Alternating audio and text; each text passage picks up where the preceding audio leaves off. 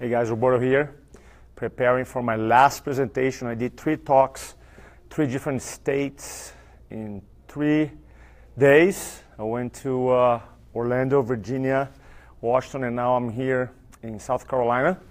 This is the room I'll be speaking. And I'm gonna have packed house, hope. I'm gonna have a lot of fun. And I wanna share with you quickly one belief that caused me to literally unleash before my talks, that I go and I bring the best of me. My talks is this one. Here's what I learned in speaking. After 4,500 talks, lots of speaking. And what I learned personally in my career is that every time you speak in a group setting, I don't care how good of a speaker you are, communicator, influencer, some people in the audience, they'll become your clients, your patients. Some people in the audience will become your friends. They're not going to necessarily be busy with you, but they're going to see you later on. They're going to reach out to you. They'll become your friends. But some people in your audience, you will never, ever, ever, ever, ever, ever see them again in your life, which is kind of like a weird thought, because you go in and do a talk and you meet all these nice people. But life keeps going. You go one way, they go a different direction, they move, you might move. And for some people, it's the first and the last time you ever see them, ever. So when I had this realization, I'm like, man, I literally, the whole idea about you have just one chance sometimes in speaking, you have just one shot, for real. And I'm like, okay, how do I gonna bring the best of myself every single time I communicate? Because when you have a lot of experience speaking, sometimes you know you can handle, you know you can speak, and you feel like you don't have to prepare as much.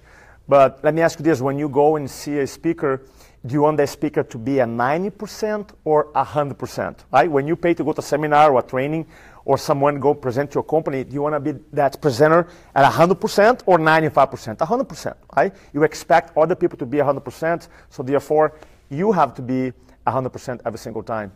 And one of the beliefs that so that's one, right? That I understand that I have just one chance because some people I'll never see again. And the other thing that I developed in my career to help me hold my standards high is this. Way before smartphones, way before Facebook, YouTube, LinkedIn, way before. Back in 2002 when I started speaking for Tony Robbins, at that time, obviously, you had a video camera, but you don't carry a video camera or a camera guy with you all the time. So I had this imaginary camera on me, and the construct, the belief that I had in my head was this, that every talk I was going to do, I was going to record.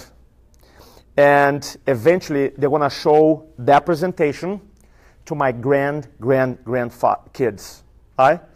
So imagine if all my grandkids would know about me was about this presentation. Hey, here's your grandfather.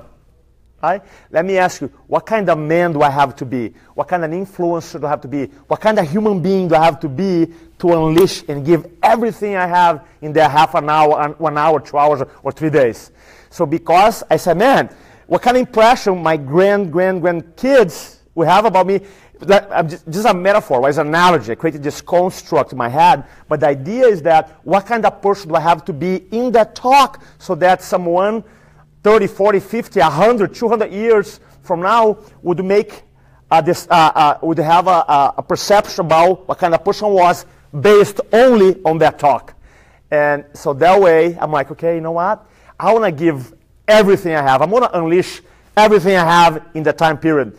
And once I'm done speaking, I'm going to go back home and I'm going to feel good about myself because I gave me my all. So for those who are listening to me right now, if you do presentations, if you do videos, then remember that for some people in the audience, it will be the first and the last time you see them speaking. So that's the idea, that every single time you speak, you want to hold yourself the highest standard possible. Signing off here, Roberto Monaco with InfluenceOlogy, and I'll talk to you soon. Bye-bye.